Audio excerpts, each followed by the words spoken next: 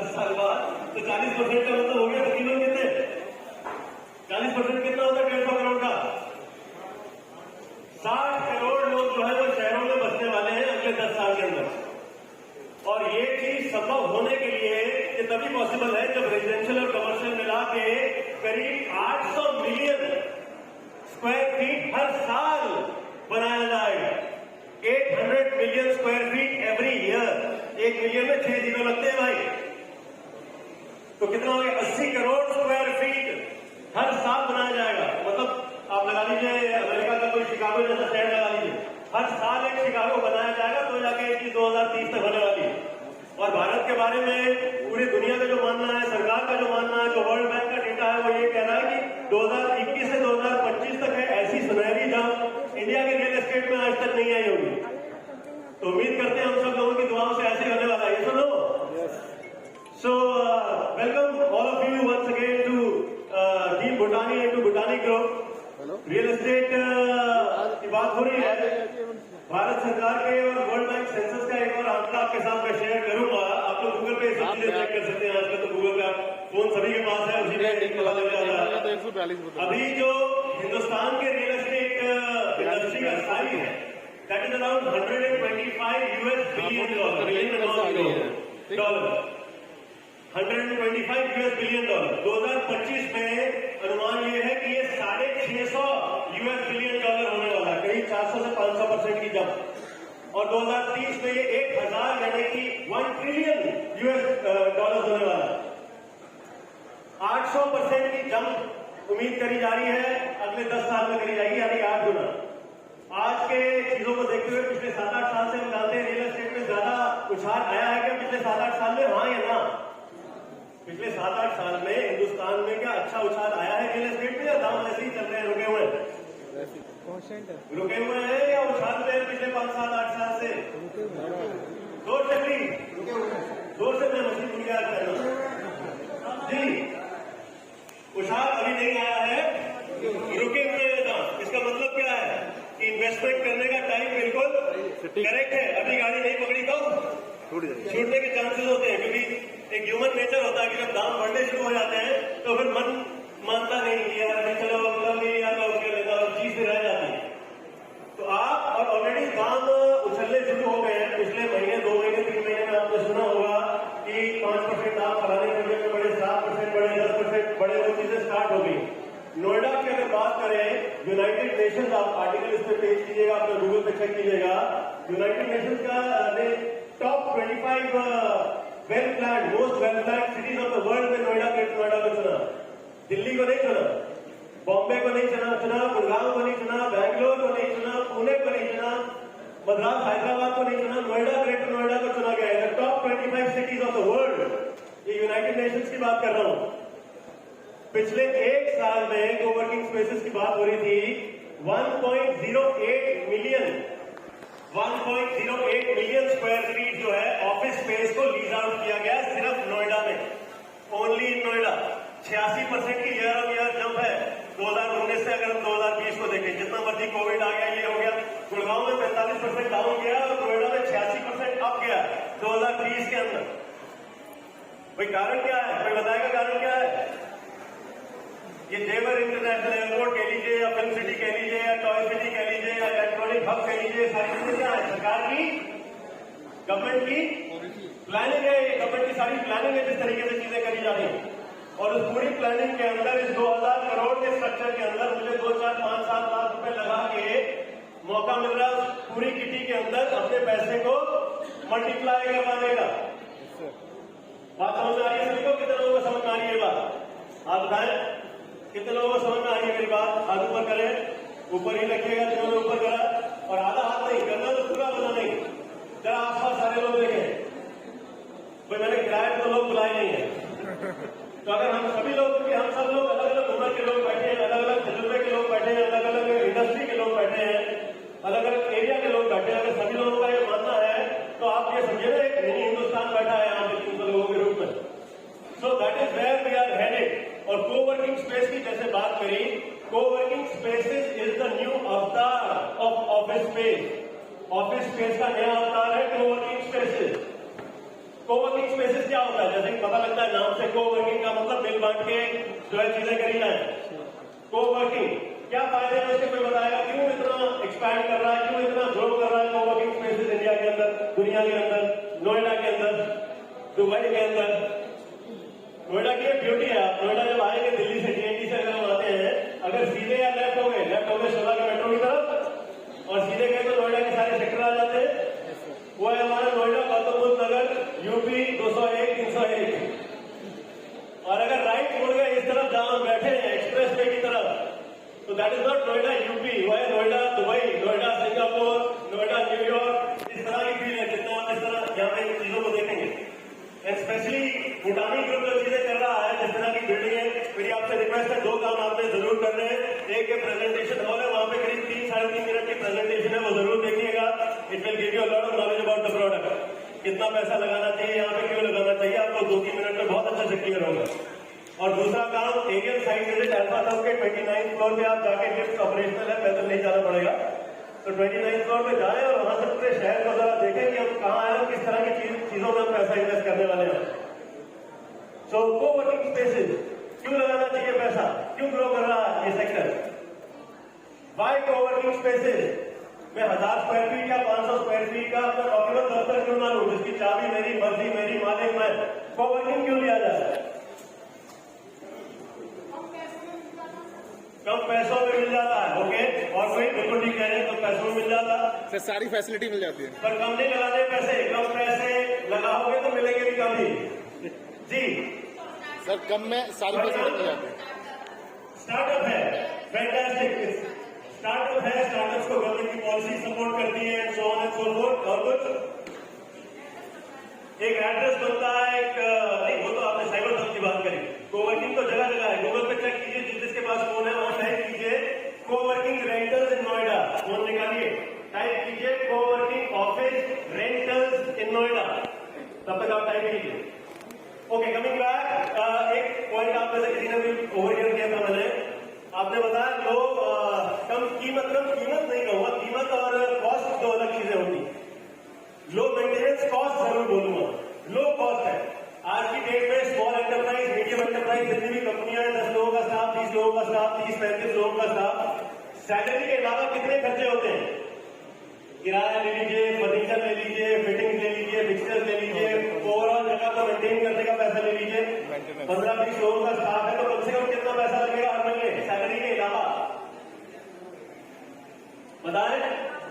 10,000 पर पर्सन 10,000 का खर्चा आ जाता है। आप कह रहे हैं तो मतलब 20 लोग हैं तो 2-2.5 लाख रुपया खर्चा आ गया, कैसे लो, उससे कम तो नहीं हो सकता ना। 15-20 लोग अगर मैं स्टाफ बिठा के काम करवा रहा हूँ, है ना। वही चीज अगर मैं कोवर्किंग में आऊँ, जहाँ 4-5 हजार रुपए में एक पूरी वर्किंग स्टेशन मिल जाता है, जो पूरी मर्जी होता है, तो 20 लोगों के साथ मेरा खर्चा कितना हो गया, लाख रुपए, 80,000 रुपए में आ गया, जो कि 2 लाख 2.5 लाख रुपए का था। ये बहुत बड़ा रीजन है जिसकी वजह से लोग कोवर्किंग स्पेसेस में आना चाह रहे हैं और आते ही चले जा रहे हैं, कि उनका जो रनिंग कॉस्ट है, कोई भी धंधा किस वजह से नहीं चल पाता है, ओवरहेड एक्सपेंसेस की वजह से, तो उनके ओवरहेड एक्सपेंसेस एकदम कम हो जाते हैं, 1/3 कॉस्ट पे वो अपनी कंपनी चला पाते हैं। उसके अलावा पार्किंग जैसी फैसिलिटीज हो जाती है, कॉमन फैसिलिटीज हो जाती है, वर्ल्ड क्लास कैफेटेरिया में घूम रहे हैं, वर्ल्ड क्लास माहौल में घूम रहे हैं, मल्टीनेशनल वाले माहौल में घूम रहे हैं, तो ये सारे फायदे हो जाते हैं।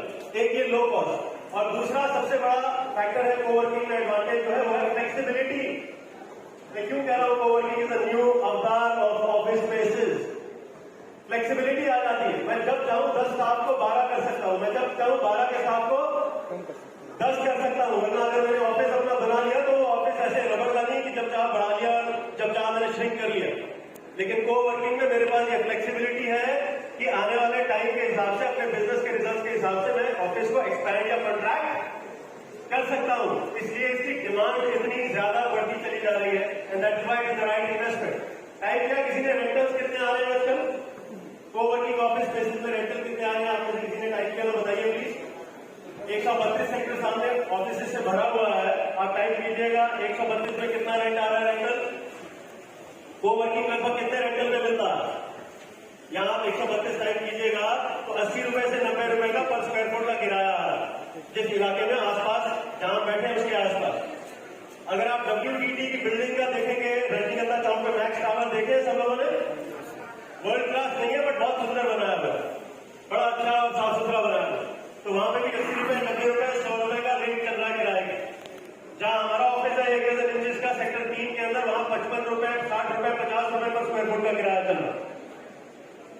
अब आप ये देखिए, अगर इस इलाके का 80-90 रुपए का किराया है नॉर्मल बिल्डिंग का, और वहां पे WBT जैसी बिल्डिंग का 90 रुपए, 100 रुपए किराया है, तो इस तरह की बिल्डिंग का कितना किराया होना चाहिए पर स्क्वायर फुट का, जब ये बन के इसी तरह से तैयार होगी?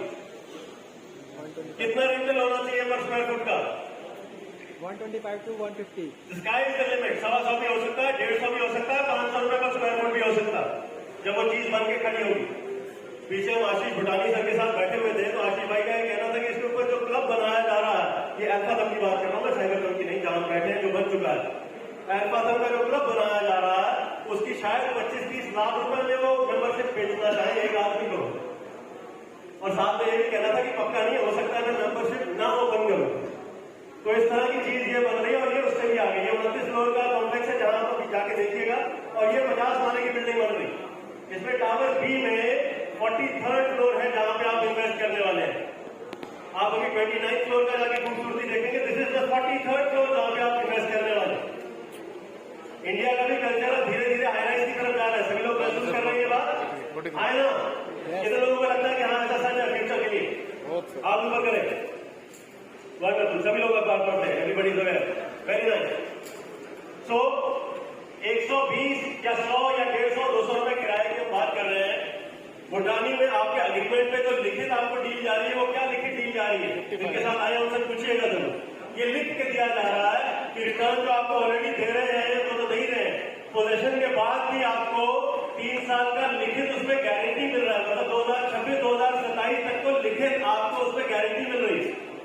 ऑलमोस्ट 7-8% के आसपास की वो रिटर्न बैठती है, ठीक है, जरूर बात में अगर आप क्लियर कर सके, पर एनम 7-8% की वो रिटर्न बैठती है, लिखित वो दी जा रही है। सिर्फ 55 रुपए पर स्क्वायर फुट है वो एक लोअर साइड पे फिगर दिया गया है कि अगर मैं उसको रेंट पे और 2-3 साल नहीं भी चढ़ा पाया तो 55 रुपए तो डेवलपर दे रहा है मुझे पर स्क्वायर फुट। 67 स्क्वायर फीट के हिसाब से अगर आप मल्टीप्लाई करेंगे, उसको 12 से मल्टीप्लाई करेंगे तो 60% बैठ जाता है वो। और उसमें एक मेगा ऑफर चल रहा है जहां पे किस्तों में पेमेंट करने का आपको एडवांटेज है कि अभी सिर्फ 50% लेने हैं, फिर कुछ समय बाद 25% और कुछ समय के बाद 25%, और 50% में जो रिटर्न है वो कैलकुलेट किए वो इतने बन गए 12% के हिसाब से। पोजेशन तक तो 12% है, बाद में 7%।